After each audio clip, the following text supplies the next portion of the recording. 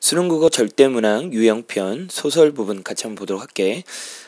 제목을 봤더니 인물의 성격과 심리 태도라고 나와 있지. 그래서 이번에 제일 먼저 뭘 정리할 거냐면 인물과 관련된 내용을 좀 정리를 할 거예요. 인물이 뭐냐면 작가로부터 특정한 성격을 부여받아 작품 내에서 활동하는 사람들을 모두 다 뭐라고 한다? 인물이라고 이야기를 하는 거야. 그래서 특히 소설 속에서 인물은 작가의 주제와 밀접한 연관성이 있다라는 걸 좀 기억을 해야 되고, 그다음 시험에 자주 출제되는 내용은 뭐냐면 인물의 유형이 시험에 많이 나오고 있지. 요게 중요하다라는 거. 자, 기본적으로 인물의 유형과 관련된 개념 몇 가지를 좀 정리할 필요성이 있어. 우선 주동인물과 반동인물이라고 나왔지. 그냥 이거는 주동인물은 뭘 가리키고 주인공을 가리키고, 반동인물은 주인공과 뭐하는 인물? 대립하는 인물을 가리킨다라고 보면 돼. 그 다음 전형적 인물과 개성적 인물이라는 게 있을 거야.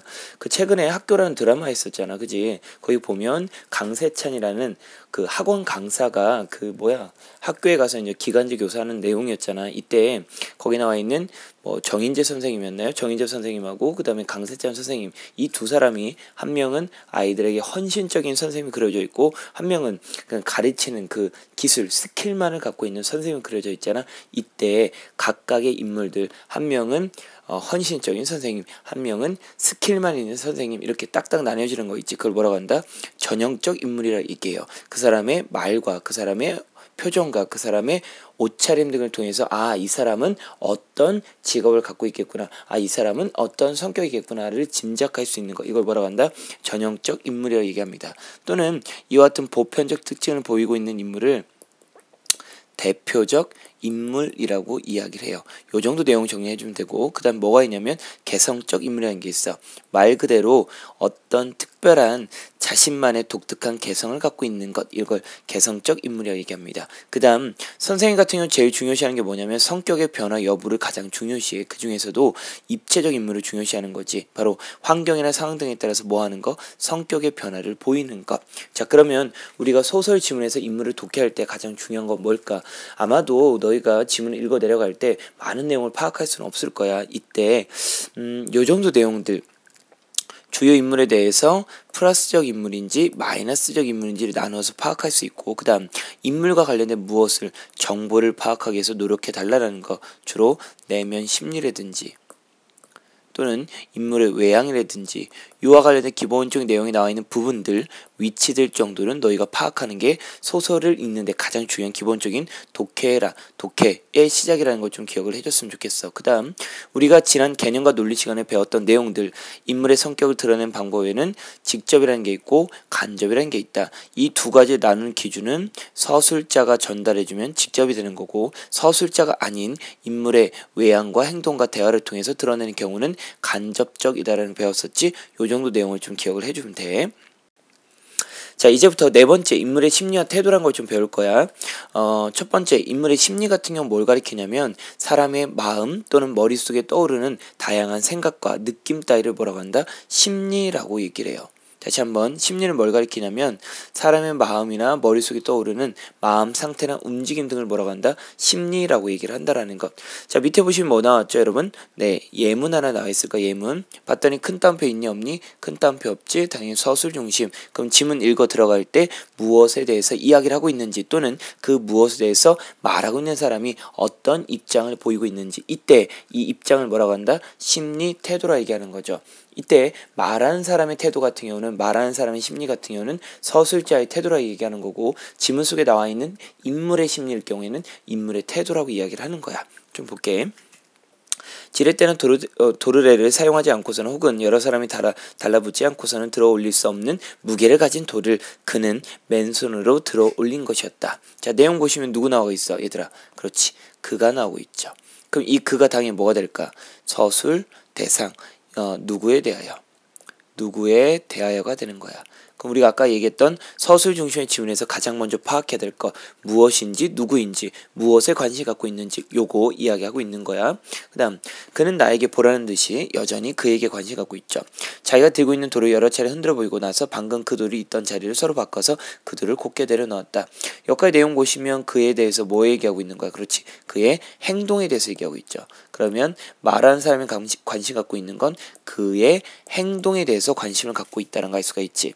자, 그 다음 봤더니 나는 꿈속에 있는 기분이었다. 오케이, 뭐 나왔어? 나의 느낌 나왔지. 이런 걸 뭐라고 한다? 서술자의 태도라 얘기하는 거야. 고담, 옛날 이야기 같은 데서 등장하는 역사들 많은 나도 인정하고 있는 셈이었지만 이 한밤중에 바로 내 눈앞에서 푸르게 빛나는 조명을 온몸에 받으며 성벽을 디디고 우뚝 서있는 저 사내를 나는 또 뭐 나왔어? 무엇이라 이름 붙일지 몰랐다. 자, 1번과 2번 보시면 뭐 나왔죠? 바로 그라는 사람에 대해서 나가 느끼고 있는 뭐? 내면 심리가 나오고 있는 거지. 바로 나의 내면 심리. 자, 바로 뭐야? 서술자의 태도를 확인할 수가 있는 거죠. 됐습니까? 이게 바로 인물의 심리와 밀접한 연관성이 있다라는 걸 좀 기억을 해주면 돼. 그 다음 내용 보시면 뭐 나와있니? 인물의 태도란 거 나와있지? 태도는 소설 속에 등장하는 인물이 다른 인물이나 대상 사건 등을 대하는 뭐 자세를 가리킨다라는 것. 주로 긍정적이냐 부정적이냐 요런 거 이야기할 때를 바로 가리킨다 보시면 돼요. 부정 또는 긍정. 자, 들어가 볼게. 자, 연습이 끝나고 막걸리 집으로 옮겨갔을 때도 시간 나왔죠. 아이들은 민노인을, 자, 아이들 나왔지. 그 다음 민노인을 에워싸고 대상 나왔네요. 역시 성결아버지 북소리는 우리 같은 졸개들 도저히 흉내낼 수 없는 명예의 경지라고 추어 올렸다. 네, 칭찬하고 있다는 뜻이죠. 자, 당연히 플러스가 되는 거지. 그것이 입에 발린 칭찬일지라도 민노인으로서는 듣기 싫지 않았다. 잊어버렸던 세월을 되일으켜주는 말이기도 했다. 얘들아, 꺼져가는 떠돌이 북쟁이 어지럽다. 넌 비행기 태우지 말아라. 민노인의 겸손만 해도 아이들은 수그러들지 않았다. 벌써 품이 다른걸요. 맞아요. 죽어있던 북소리가 더 크게 들린다니까요. 저와 같은 대화를 통해서 우리는 민노인을 아이들이 뭐하고 있다. 네, 칭찬해주고 있다라는 것을 확인할 수 있죠. 여전히 아이들의 태도는 플러스라는 걸 확인할 수 있습니다. 자, 이때 우리가 확인할 수 있는 거. 민노인에 대한 아이들의 대하는 자세, 이걸 뭐라고 한다? 인물의 태도라고 이야기를 하는 거야. 자, 그럼 방금 우리가 배웠던 내용 중에서 다시 한번 정리를 해준다면, 자, 인물과 관련된 문제가 소설에서 반드시 나올 수밖에 없는 거죠. 그럼 항상 장면에 대한 이해가 좀 있어야 되고, 그 다음 그 장면 안에서 인물이 어떠한 심리와 태도를 보이고 있는지를 파악할 수 있어야 돼. 그러니까 당연히 얘네들과 관련된 개념 정리가 너희가 되어 있어야 된다는 얘기죠. 그 다음 작품의 주제와 관련돼서 작가가 인물의 어떠한 심리와 태도를 드러내기 위해 대화와 행동을 어떻게 설정했는지.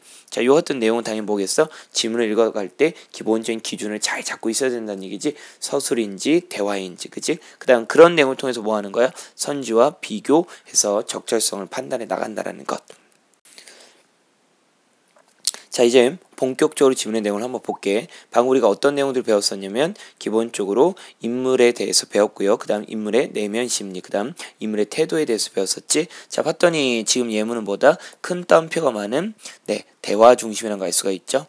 네, 서술이 아니라 대화 중심을 보이고 있다라는 것. 자, 그러면 대화에 참여하고 있는 사람이 누군지를 알아야 되겠지? 봤더니 토끼하고요. 누구요? 자라가 대화를 하고 있죠. 그래서 첫 번째 대화 참여자, 두 번째 대화 참여자가 나오고 있습니다. 자, 그 다음 뭐 알아야 될까? 대화에 참여하고 있는 토끼와 자라가 무엇에 대해서 관심을 갖고 있는지 봤더니 내 꿈이라고 얘기하고 있죠. 이게 뭐야? 토끼하고 자라가 둘 다 관심 갖고 있는 화제가 되는 거겠지. 그 다음 뭘 확인해야 될까? 이 화제에 대해서 토끼와 자라가 각각 어떠한 입장을 갖고 있는지 확인해야 되겠지. 쭉 읽어 내려가 보니까 어떤 말이 있어? 책망이란 말도 있고요. 그 다음 너무 길한 몽사라고 얘기하고 있지. 근데 위에서 뭐라고 했었지? 아마도 좋지 못한 일이라고 얘기하고 있죠. 이건 토끼의 입장을 가리킨다면 이 두 가지는 뭐 바로 자라 입장을 갖고 있는 거지. 그럼 얘네 둘이 서로 뭐 하다는 걸 알 수 있어. 입장이 다르다는 걸 확인할 수가 있죠. 됐습니까? 그래서 대화 중심 지문에서 기본적으로 대화 참여자와 화제와 그 다음에 그 사람들의 견해가 같은지 다른지를 확인해 나가다 보면 기본적으로 이 장면이 무엇을 이야기하고 있는 장면인지를 우리가 파악할 수 있다는 얘기야. 근데 좀 더 봤더니 봐봐. 토끼는 점점 고지듣고 점점 달아들며 뭐 했대? 기쁨이 얼굴에 가득했다고 얘기하고 있지. 그럼 앞에 나왔던 아마도 좋지 못했던 요 내용이 지금 뭐 하고 있는 거야? 이렇게 기쁨으로 바뀌고 있다는 걸 확인할 수 있죠. 자, 그러면 여기서 우리가 배웠던 내용 써볼까? 다음에 뭐가 있을까? 성격에 변화가 있다는 걸 확인할 수가 있는 거지. 자, 이와 같은 내용의 특징을 우리가 이 지문에서 확인할 수가 있다라는 것. 자, 이게 소설과 관련된 기본적인 첫 번째 시간 우리가 배워야 될 내용들이란 말이야. 요 정도 내용을 정확히 알고 지문을 읽어가다 보면 기본적으로 이 지문에서 중요한 내용이 뭔지를 우리가 분명하게 알 수가 있다라는 것 됐죠. 다시 한번 배웠던 내용들 다시 한번 정리해 주시고, 자, 오늘 수업 여기까지 마무리하도록 할게요.